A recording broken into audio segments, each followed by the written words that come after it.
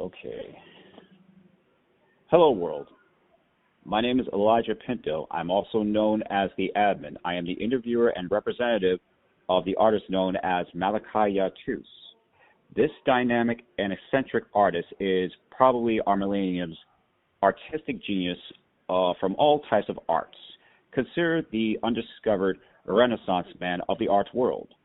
But don't take my word for this. Please consider these facts. He's a painter, a sketch artist, an author of a few books that are due for release. He's a contributing author to the book known as See No Evil, released by Nine Tribe on Amazon and Kindle Books. He is self-taught in playing the piano and composing and writing music. He's a singer-songwriter, a producer, and currently testing and teaching musical engineering. Yep, he also music engineering. Yep. Oh yes, a very big, profound work. Yes, he is currently writing scripts for both television and films, which also self-taught. This is very interesting, and he has a couple inventions that are patent pending at this time. The list of his talents are too much to mention. So why don't I just introduce the man himself?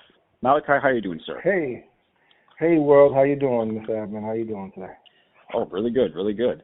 You have quite the repertoire, sir, with your work.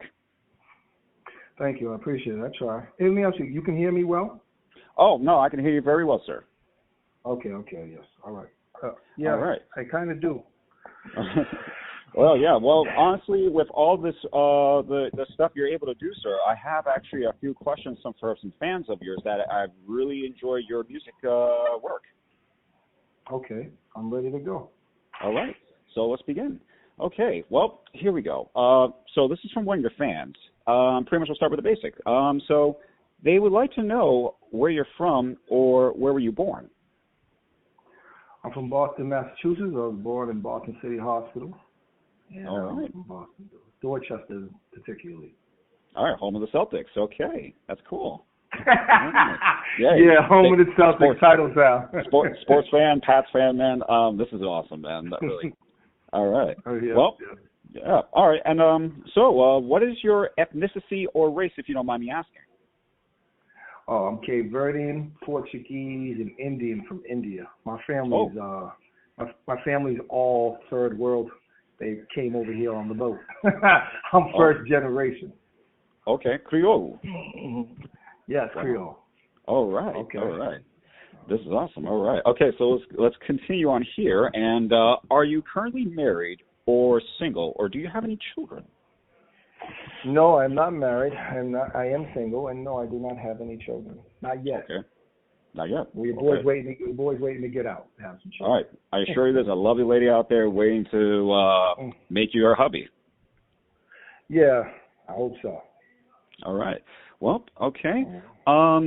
So when it comes to from here, why are you incarcerated? And if you can explain the circumstances of your case. Okay, so let's keep it simple. I'm incarcerated because I'm a moron. I made a bad choice at the time, and I shot somebody. With that said, it's simply like this. I told somebody the other day, I was in a lifestyle. You hear a lot of rappers talk about the lifestyle with drugs, guns, gangs, and all that stuff. I was once in that lifestyle. And in that lifestyle, you don't shoot at civilians or nothing.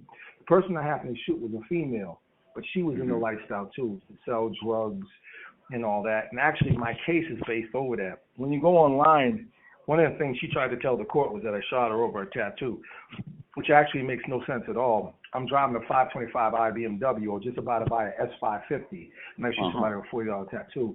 It was a drug thing deal that went bad. She didn't get paid. She got upset. It turned into an argument. It also turned into the person coming to my house trying to rob my house, and I shot them. But if you put all that to the side, it doesn't even matter. The reality is I should have never done it. I took responsibility. I'm very remorseful for that because I knew better. I should have did better. And I don't want no kids out there to follow my footsteps. So I just chalk it up to that. Okay, all right. All right. And go a little further. Hold up. Go a little further, because please. if you read a little further into the case, my ex at the time was mad at me because I was messing around with chicks and stuff. So she turned state's evidence and told on me, and I said that I threatened to kill her, kid, and myself. The truth is, we got into an argument, and I didn't say no crazy shit. But she used what she could use as a vindictive tactic to help the police arrest me and get me convicted. At the end of the day, a lot of people are mad at that. A lot of people that know me and some people that don't know me, they're like, oh, that's some effed up stuff. Why would she do this? Da da da da. But the reality is, I take the full blame because I put myself in a situation I know I shouldn't have put. I shouldn't have been with her, and I shouldn't have been doing all the negative stuff I was. So this is karma. So to all the little kids out there that think this stuff is cool, remember, karma gets you one way or another. And that's the end of that situation there. Oh no, that's a definite. Always got to stay on a positive road if that comes to it. Okay. Yep. Well, do you have any regrets, or is there anything you wish you could have done differently? Yeah, my regrets. Well, I love my family and I hurt my family. I know a lot of this stuff is residual effects. You know, I hurt my family. I got my brothers. One of my brothers follows in my footsteps. My other brother, he's a good kid. He don't do nothing wrong. You know what I mean? And I'm not there. I'm the oldest, so I should have been there, you know, to help my family. So my regret is not being there for my family and my friends, because nobody needs me incarcerated. You know what I mean? And it doesn't do no justice. And I hurt my community. You know, nobody needs this. If you look at the news, it's consistently people getting shot in schools. You know, there's gangs and drugs and stuff, and all I'm doing is contributing to the bullshit. But I'm sorry to say that, but it is what it is, you know? So that's my regret. If I could take that back, you know what I mean, and help some people heal, I would take it all back. All right. Well, it seems like you're definitely remorseful for the things you've done, and it seems like you're in the process of a change, so that's good. Okay. Then I guess the next thing would be, what led you up to a life of crime, if you don't mind elaborating? Wow, that's a deep conversation. I grew up in Dorchester. If you're familiar with Dorchester and Roxbury and all that, that alone says a lot. But there's a lot of people that grew up in Dorchester and Roxbury that are involved in public crime. I grew up in a house of dysfunction. As a child, I was molested. I was abused. I've been through some things in my life. You know what I mean? Father used to drink, beat me and my mother, some more stuff. You know what I'm saying? My mother and father did the best they could with the tools they were given, and I don't want to villainize them. But I grew up in that, and I subscribed to that, and as a way to like get out of that pain when we was poor, my father was incarcerated, so I used to go hustle. And you get into that, then my family's very famous. A lot of people that know my family, the Gomes brothers, Joey Gomes, Rich Gomes, Benny Gomes. If you read the book, The Black Mass, and it talks about, there's a section in The Black Mass about Whitey Bulger, and it touches slightly on the black community and the drugs that was there and how he tried to control it. But the backdrop story that a lot of people don't know unless you're really in the know is one of my uncles was a major player at that time with the Colombians on Florida. And old boy told them, oh, he can't do this, he can't do that. So my uncles and them told him straight like this, you know, we're going to do what we want, and we don't care about your little reputation. We'll take your life and keep it simple. So if you got a picture of a young kid growing up in that, you know what I mean? And I was told that the animal George Barboza from the Hitman Squad was part of my father's side. George Pinto was my father's cousin, the bank robber for the mob. John Pinto is another mafia affiliate, and that's my father's family. So imagine a young kid like me growing up around people like this who inspire criminality. Never mind the dysfunction at home. Man, it's only inevitable that I would follow that path. Huh, okay. All right. Well, it seems you definitely lived that street life fully. What about of your art in the hip-hop community? Would it be glamorizing or anything of the thug life? Okay, so seeing how I lived in the street life in the full, well, can you elaborate on that question? Because I'm a little confused. What do you mean by that? What do you mean? All right. Well, I guess in the sense of that, like, being that this is basically a life of, like, disparities and or rather the tough life that some would rather say, what of the, being the fact you're an artist, what drew you to basically to the hip-hop world? Oh, what drew me to hip-hop? Well, I grew up in hip-hop. Hip-hop is me. Hip-hop's in my flesh. I think just before I started singing, hip-hop was what I was. You know, one of the first rap side groups I ever heard was I think it was the Furious Five. It was a group. It was a group before Sugar Hill. I forget the name of them. My uncle put me on to them, and I loved hip hop ever since. And I've been writing since I was like 7. It was one of my ways to escape the pain and trauma that I've been through. So I used to write my own little poems and raps. So that's what got me into that. All right. So the flow, the beat, basically the rhythm, basically got you just intrigued on it, and then made you a creator and an artist in that format. Yeah. Yep. All right. True. Okay. All right. So this question is going to be really hard to explain, but I'm going to try to explain the best way I can, but it might also come up a little on the sensitive side, so please bear with me. All right. Okay. Right. Now, when it comes to artists and all, don't you count yourself as a hypocritical person of the music and touch-ups on the violence and glamorization of the gangsterism? And if so, how can you explain that in your words?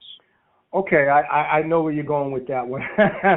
I get it. I write raps, and I yeah, I get it. But this is I'm the best way to say this is the way Tupac said it in an interview one time. They said you talk this pro-black stuff, and you love black women, and you love black people, and all this other stuff. But in the next breath, you talk negativity and all that.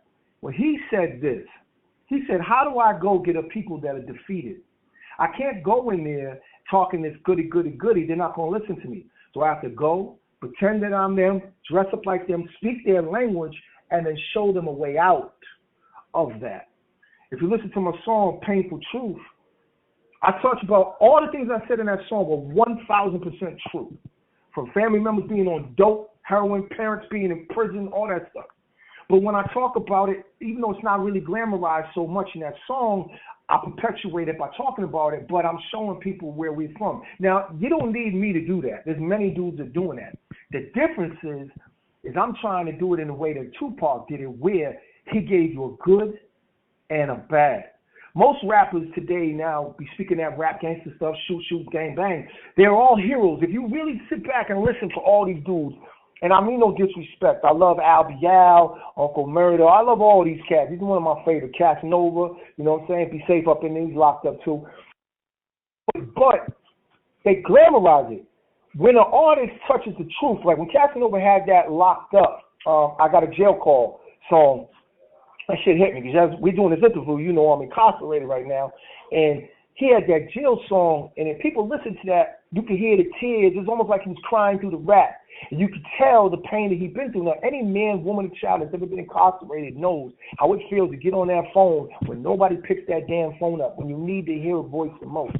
And if you know how it is as a child or a cousin or a relative or someone you love that's locked up, and you just need to hear their moment because you're going to work or you're going through a struggle, you feel like you're depressed. It's important. So what I want to do is spit raps, and I talk about all that, and sometimes it may seem like I'm glamorizing it, but there's a message in all my stuff. I'm not trying to big it up, because a lot of these rappers is fugazi. Man, I've been in prison a lot of my life, and my criminal record is retarded. And I'm not proud of none of that, but I'm going to use that pain to make light or give light to the people out there through my experience in my music. So when I rap, and even though it sounds a little glamorous, pay attention. If you really pay attention to my lyrics, I'm telling you a story, and I'm also going to tell you the pain. And I'm going to try to go into the ghettos of America, of Africa, of Europe, of Spain, Japan, and all over the planet, Australia, and I'm going to try to pull the people out. Okay. Hopefully I can do a good job. Go ahead. I'm sorry. No, that's okay. I kind of want to relate on it. Yeah, because it kind of seems like that most artists nowadays, I'm not going to name all of them, frankly, but there are a good few of them that kind of come off, and this is respect to some of those, but it has to be said, they come off a little bit like a sellout. There's only very few of them that I've seen, or at least that I remember growing up with, that actually were meaningful. Right, facts. And especially when we was younger, but I mean, you do got dudes like Kendrick Lamar, J. Cole. Not sad to say, but truth to say, Jay-Z, he gives you jewels. Rick Ross, he gives you jewels. There's a lot of artists out there that gives you jewels. Even Al got some stuff on his new album that's fire. He gives you jewels. I love my man Jim Jones. He puts a jewel out there. So there's a lot of artists today that do their thing. Little Baby, the Baby. I can go on and on.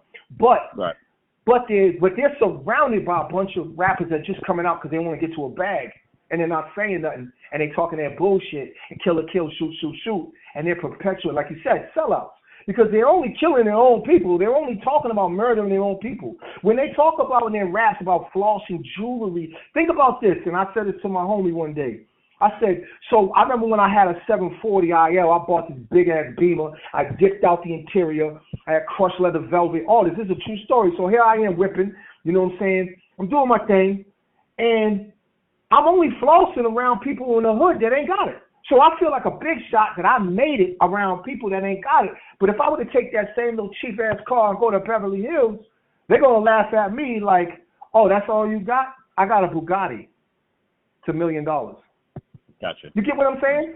You know what I'm saying? So it's like we're only glamorizing and selling out to our own people, making each other look bad and talking this crap, and ain't getting no life in their music.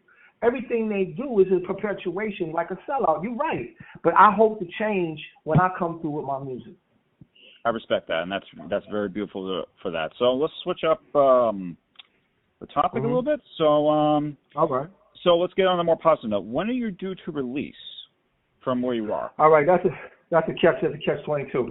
I'm supposed to be released in 2026, a year, but according to the way everything has been going, I found out, I became a paralegal in prison and found out that I was supposed to be released in 2017 because the statute that got me incarcerated is actually an ambiguous statute.